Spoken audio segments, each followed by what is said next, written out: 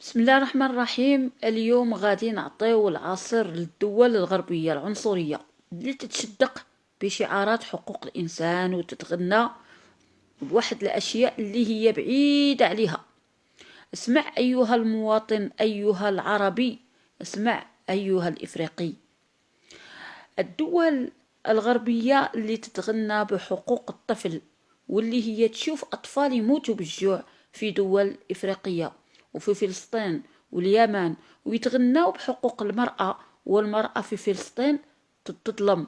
ولكن هذيك الشعارات نتاع حقوق المرأة بطبيعة الحال ماشي لكل شي النساء، ما تشملش كل شي النساء، وإنما تشمل واحد العينة من النساء.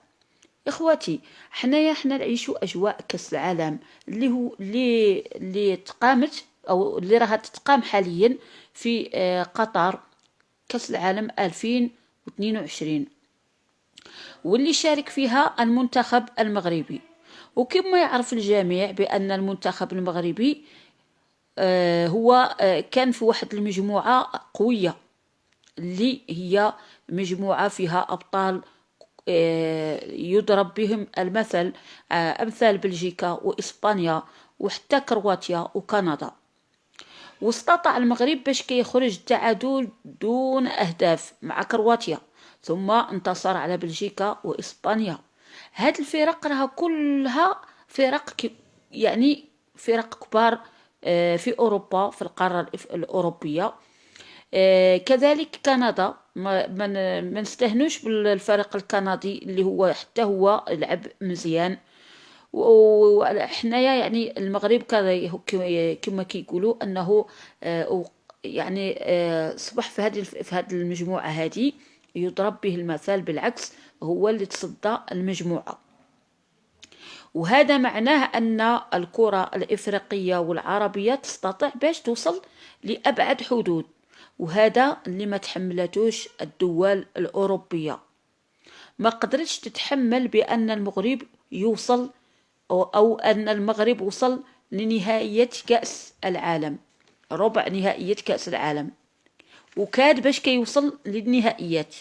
ولكن الفيفا وأوروبا كلها ما تحملتش وجود المغرب ضمن الفرق الكبرى في الربع النهائي لكأس العالم، بحيث في البداية المشوار نتاع الكاس كانوا هما هاد الدول الغربية والدول الأوروبية ولفوا بأن دول إفريقيا كي يودعوا كأس العالم في البداية نتاعو ويخسروا.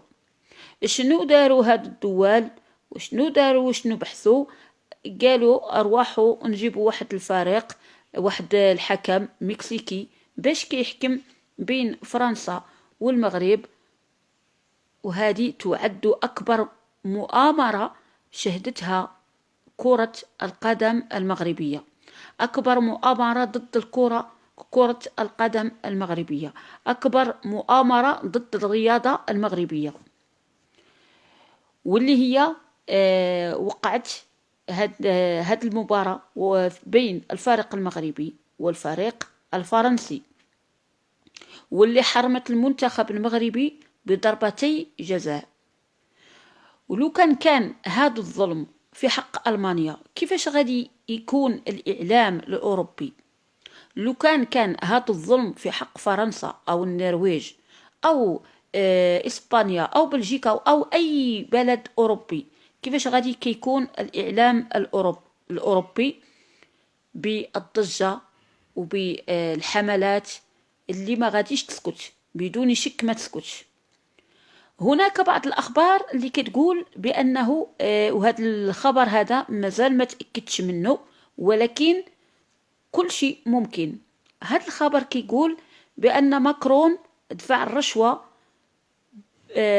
للحكم المكسيكي باش يعني يسقط بالمنتخب المغربي. ويعني احنا عرفنا هذا كأس العالم عرفنا على العديد من الحقائق، وأبرزها أن أوروبا ما تحملتش ما هو جميل لدول إفريقيا. يعني سما داروا المؤامرة ضد المغرب وعطاوها، يعني حتى داروا المؤامرة ضد المغرب باش ما توصلش نهائي كأس العالم. وكان هناك شكوك بأن من خلال اللعب الرائع اللي قاموا به المنتخب ضد إسبانيا وبلجيكا وكندا وكرواتيا وحتى ضد البرتغال أيضا وضد فرنسا، يعني من خلال هذا اللاعب أنهم استطاعوا باش يوصلوا النهاية ويديوا الكاس. وكانوا عارفين هاد الدول الأوروبية وكانوا خايفين. الشيء اللي جعلهم باش يقوموا بهذه المؤامرة ويجيبوا هذا الحكم المكسيكي اللي باش يقوم ويمنع ويحرم المغرب من ضربتي جزاء.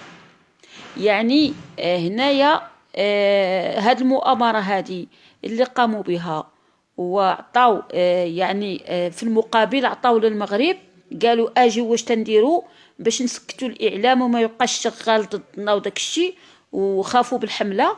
قالوا واش غادي نديروا؟ قالوا روح نعطيو كأس العالم للأندية للمغرب باش يشغلوا الصحف ويشغلوا الإعلام، ويعني يقوموا بهذه الحملة هذه. يعني بدل باش الإعلام يتكلم على هذا الشيء اللي تقام ضد الفريق المغربي، هما شغلوا الإعلام وقالوا أرواحوا نعطوا له باش يقوم المغرب، يعني عطاو له التنظيم نتاع كأس العالم للأندية باش بدل الصحف تتكلم على المؤامرات تتكلم على هذا الحدث اللي هو يعني يعد حدث أيضا جديد وبارز في الصحف. يعني لكن أنا غادي كنقول لكم بأنه هما يعني الدول الأوروبية راها كما نقولوا ما يعني أنها تفاجأت وتصدمت أولا باللعب نتاع كرة القدم للمنتخب المغربي، لأنهم كانوا يعني هما ألفوا بأنه غادي المنتخب الإفريقي أو المنتخب العربي كيخرج في أول بداية المشوار. هنايا صبحوا كيفكروا خصهم يعتمدوا على الغش باش يخرجوا فريق قوي، ولكن هذا ما يعنيش بأنه يعني وخا أنهم خرجوا هذا الفريق اللي هو كما نقولوا دار لهم شوكة في العنق، إلى أنها الفريق المغربي أبرز القوة نتاعو، وهذا واضح. وما يقدروش هما باش غادي بهذا الغش غادي يعني يبينوا للإعلام بأنه ما عرفش يلعب الكرة ولا شي حاجة. هذا دليل كبير بأنهم تخوفوا، وهذا دليل كبير بأن الفريق المغربي عرف يلعب وأكبر من هو بالعكس هو راه غلب واحد الفرق اللي هي تعد أبطال في الدول وفي القارات نتاعهم.